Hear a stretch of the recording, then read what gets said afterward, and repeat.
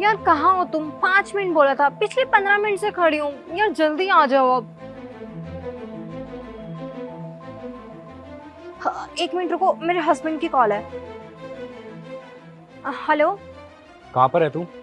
मैं तो घर पे ही हूँ। अच्छा, घर पे तो मैं हूँ। और जब मैं यहाँ पे आया था ना, मुझे ताला लगा हुआ मिला। वो तो अच्छा है मेरे पास में दूसरी चाबी थी, वरना मैं तो बाहर खड़ा रह जाता। तू कहाँ पर है, जल्दी बता मुझे। हाँ, अरे तुम इतनी जल्दी ऑफिस से आ गए, मुझे बता देते। अरे आज ऑफिस में कम काम था, इसलिए मैंने जल्दी निपटा लिया और मैं घर पे आ गया। तू सारी बात छोड़, मुझे बता तू है कहाँ। वो मैं ना घर के पास मार्केट में आई हूँ, मेरी फ्रेंड है ना रिया, उससे मिलने। ठीक है रिया, ओके आजा जल्दी। अच्छा ठीक है, तुम बैठो, मैं अभी आती हूँ। हेलो यार, जल्दी से आ जाओ, मुझे प्लीज मेरे घर छोड़ दो। मेरा पति ना घर आ गया है। ठीक है।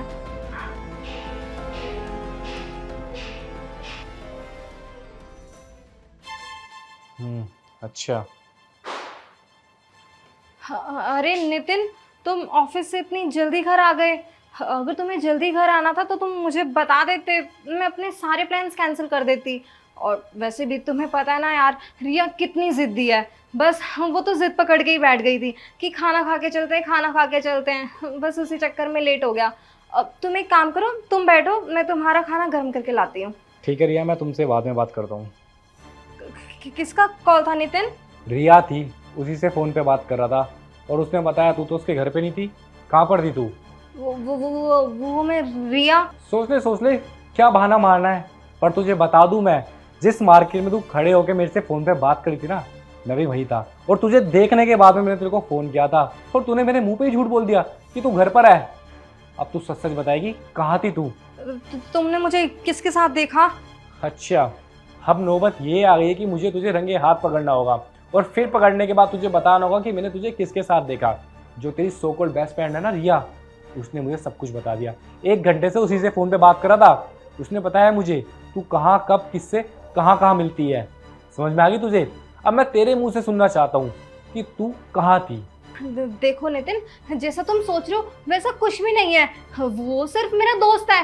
और रिया, रिया का तो तुम्हें पता ही है ना, कितना ज्यादा झूठ बोल दिया है। जरूर उसने ना तुम्हें कुछ ना कुछ झूठ बोल दिया होगा और तुमने उसकी बात पे विश्वास कर लिया। अरे गलती तू खुद कर रही है, किसी और मर्द के साथ में घूम रही है, गुलछर्रे उड़ा रही है, और उसके बावजूद भी विश्वास मैं तेरे ऊपर करूँ? देखो नितिन, ऐसा कुछ नहीं है। और तुम तो जानते हो ना, तुम कितने ज्यादा बिजी रहते हो। तो बस वो मेरा दोस्त बन गया, सिर्फ दोस्त, जिसके साथ मैं मूवीज देखने जाती हूँ, घूमने जाती हूँ, बस उससे ज्यादा कुछ भी नहीं। तो तुम प्लीज ना मुझे लेके कुछ भी गलत मत सोचो। जैसा तुम सोच रहे हो वैसा कुछ भी नहीं है।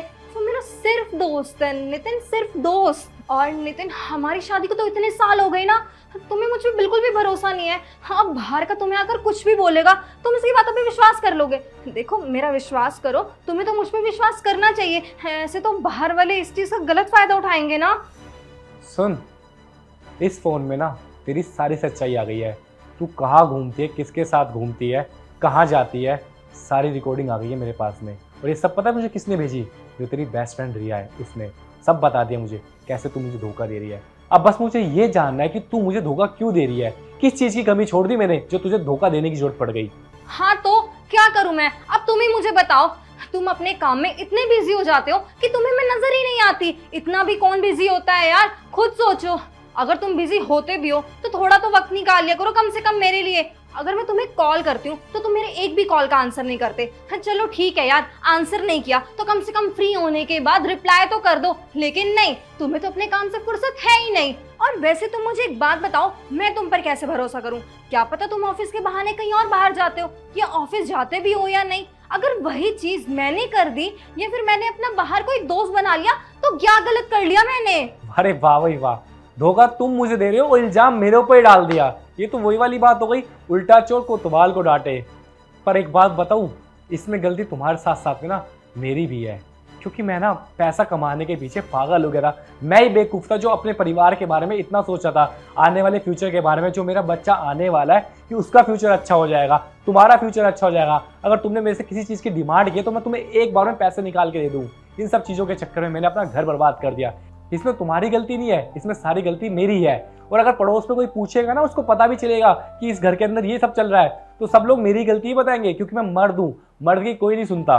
पर आज ना एक बात समझ में आ गई, इंसान को ना इतना भी पागल नहीं होना चाहिए पैसे कमाने के पीछे, कि वो उसको यही ना पता चले उसकी बीवी क्या कर रही है उसके पीठ पीछे।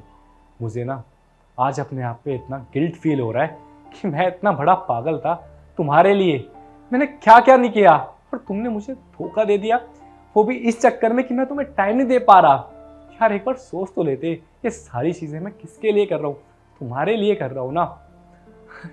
ठीक है, तुमने मुझे धोखा दे दिया, पर याद रखना भगवान भी ना तुम्हें कभी माफ़ नहीं करेगा, क्योंकि तुमने मुझे आज धोखा दिया है ना। याद रखना कर्मा जरूर होगा तुम्हारे साथ में, तुम्हें भी धोखा मिलेगा, तुम्हें भी वो लड़का पक्का छोड़ के जाएगा। ठीक है, अब मैं तुमसे और ज़्यादा बहस नहीं करना चाहता, जो तुमने कर लिया ठीक है। अब मैं जो तुम्हारे साथ में कर सकता हूँ मैं तुम्हें वो बता देता हूँ।